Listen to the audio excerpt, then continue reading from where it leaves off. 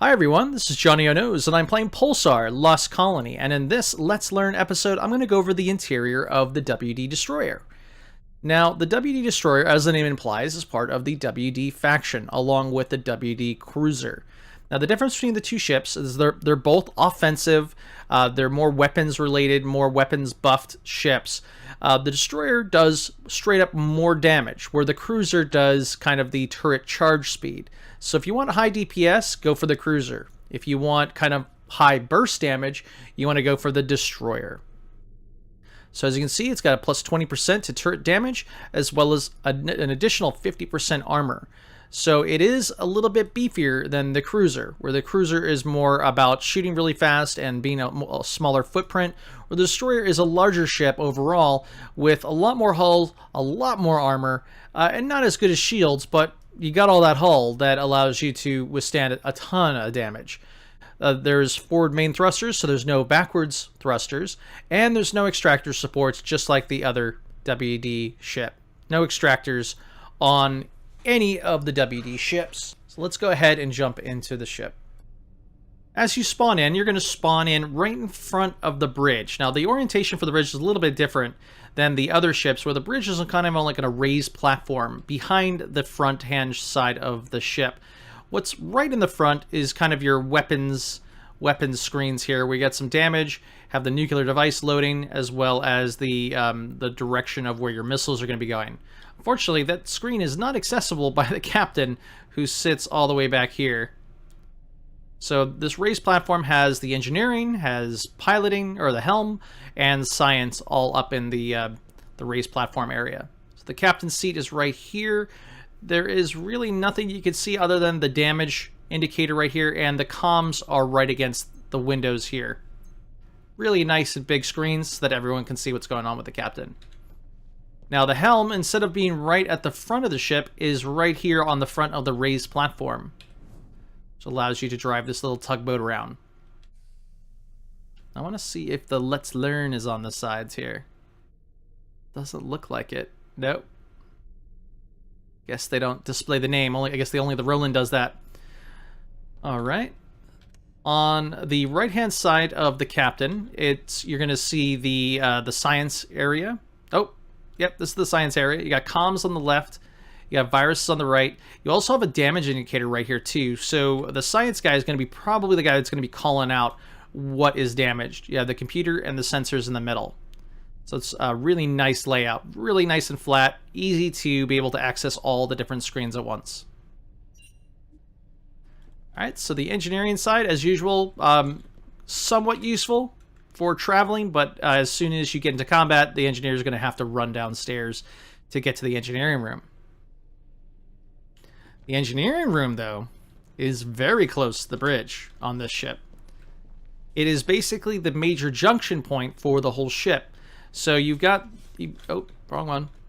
So each one of these inner doors at this junction go right to the bridge on either side. So you're just going to have to go to the ramp and then go to the bridge and do what you need to do.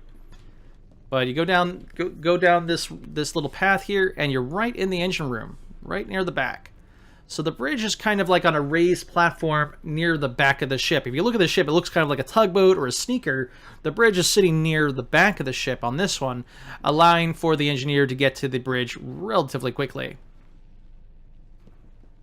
All right, so here's the engineering room, which once again, the important components are split between each side.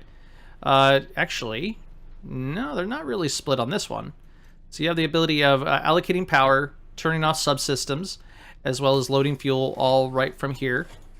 And if you wanted to load up or hit the jump button, you got it on the other side here. So if you could, maybe you could do this, where you can hit load fuel. Nope, can't do it. You have to be a little closer. Yeah, you're going to have to jump between sides. So this side will be weapons and when you're in combat, and this side will be when you're traveling. Or you can go up to the bridge, because the bridge is nice and close. So this is kind of an engineering-friendly ship, so far at least. And you have the engineering station right behind the reactor, just like most of the other ships. So here's the major junction. You got two doors on the inside, which go to the bridge, and two doors that go on the outside. And it looks like they're symmetrical, and you can get to the same places. So you can see that there's these long hallways along each side of the ship. Now, if you go into this side, and there is a little bit of labeling too, which is nice. So as you go to the center of the ship, this is going to be where your life support is, and it's right across from the science lab station. So really easy to repair these two components if they're damaged. You have your research screen as well as the atomizer, as well as some of your science-related screens right there. And you got the teleporter with exosuits right next to it. So the Destroyer is a very well-designed and compact ship. It's got a lot of the stuff that you ever need. It's basically the opposite of the Roland, where the Roland's all about super gigantic floors and decks and all that stuff. It is a little on the dark side, so I'm going to turn on the light here. In the front bottom deck of the ship, you'll see the weapons room. Now, the weapons room gets their own window, so it's kind of nice. They'll be able to look out while they're cooped inside the weapons room. But the weapon station is pretty exposed, unfortunately. You could actually shoot it pretty easily from all the way down here. So if you were to board a ship like this, you can easily just get out of the teleporter or the transporter, head over here, and fire away just from all the way down here, as you can see. So not the best place for the weapons station to be, but it's really easy to repair it because it's so out in the open. But it is in the bottom deck on the front of the ship. You've got your main cannon here. And the turrets are in interesting places. We're going to have to find them. I know there's one turret near the bridge. There's got to be another turret somewhere else. See if we'll find it on our travels. Let's just double check to see if it actually has two. No, it only has one turret. So the other turret is on the bridge against the raised platform. So the lounge is right here too, which has all the lockers in one room. And it may have the captain's log around here too. Yeah, it's right here. So this ship is very nice and compact. It's using up all its space really, really well. It may be a little confusing because of the multiple decks, but that's not a problem. It's very nice and easy to get to. So let's do a little rundown of all the different stations for the engineer. Let me repair this because I'm OCD. So the engineer is going to be spending most of his time, obviously, in the engineering room. It kind of implies that the guy that should be repairing would be the weapons guy, but you really want the weapons guy on those turrets firing, so the engineer is going to be the one that has to do it. So you're sitting here doing your engineering thing, and you see that that something is damaged. It's very easy just to run to one of the outside doors, be able to get to the two stations. The only problem is getting to the weapons station, which I think if you were to negotiate with a weapons guy, he could probably take care of repairing the weapons. But the other three are very easy for the engineer to get to. All right, that was the WD Destroyer. As you can see, it's using up all the space in the ship very efficiently.